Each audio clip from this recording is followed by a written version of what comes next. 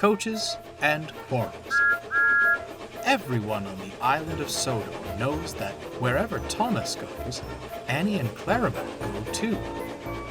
The three friends are inseparable. They love running up and down the branch line, singing songs to each other, and wouldn't trade it for anything.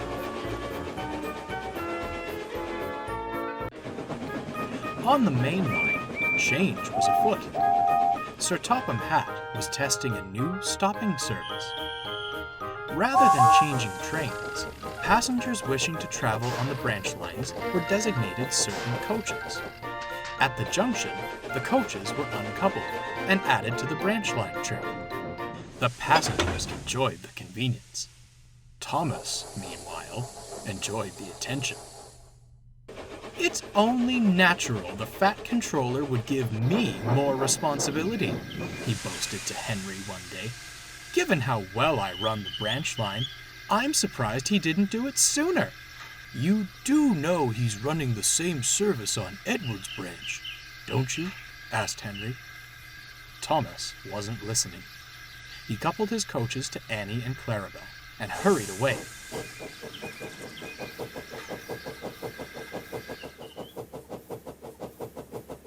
Do come along, we shan't be late. Do come along, we shan't be late, he sang. We're coming along, we're coming along. We're coming along, we're coming along, Annie and Clarabelle answered.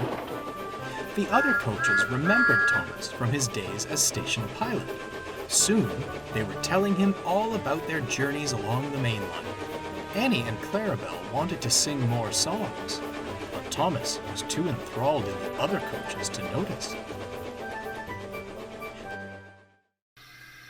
Later, Thomas shunted the coaches to the carriage shed, then stopped for a rest. As he slept, Annie and Clarabelle conversed. Why don't we have any stories to tell? Annie wondered. We do, replied Clarabelle, only they're all about Thomas.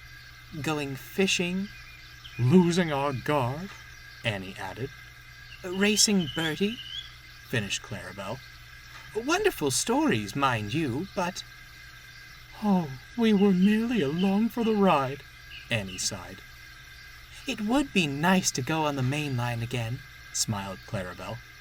Who knows what we'd see nowadays? At that moment, Thomas awoke. So, I'm not good enough anymore, is that it? What nonsense! You're not fit for the main line nowadays. Annie meant to tell Clarabelle they weren't fit for the main line anymore, but Thomas's words infuriated her. We're quite fit, thank you. Besides, it would be nice to go with the other engines. Perhaps they wouldn't ignore us. Thomas was shocked. Well, fine, he huffed. I'll just take other coaches. And that was how it was. The next day, Annie and Clarabelle were added to James's stopping service, and Thomas used two of the old coaches. They said nothing to each other as they left the junction. At first, things went well. Thomas felt pleased. Do come along, we shan't be late, he sang. Do come along, we shan't... We won't be late, grumbled the first coach. If you focus on the line and stop that wretched singing, the second coach muttered in agreement. Thomas was speechless. As they approached Terrence's field, Thomas whistled gaily to the tractor. Not long after, Bertie rolled past, and Thomas whistled again. For goodness sake, grumbled the first coach. How many whistle boards are there on this branch line? I was only saying hello, Thomas cried. No time for those sorts of pleasantries on the main line, retorted the second coach. Not when there's a timetable to keep to. Thomas's heart sank. This wasn't what he'd expected at all. He was miserable for the rest of the day. He didn't want to admit it, but he missed Annie and Clarabelle dreadfully. At the end of the day, Thomas was at the junction with his last train. He was having a drink and feeling quite down when Henry bussed in. "Well, Thomas," he fumed, "you wanted more responsibility? Be a responsible engine then, and take these coaches back." Thomas looked up. At the rear of Henry's train were Annie and Clarabel. "Silly things haven't stopped singing all day.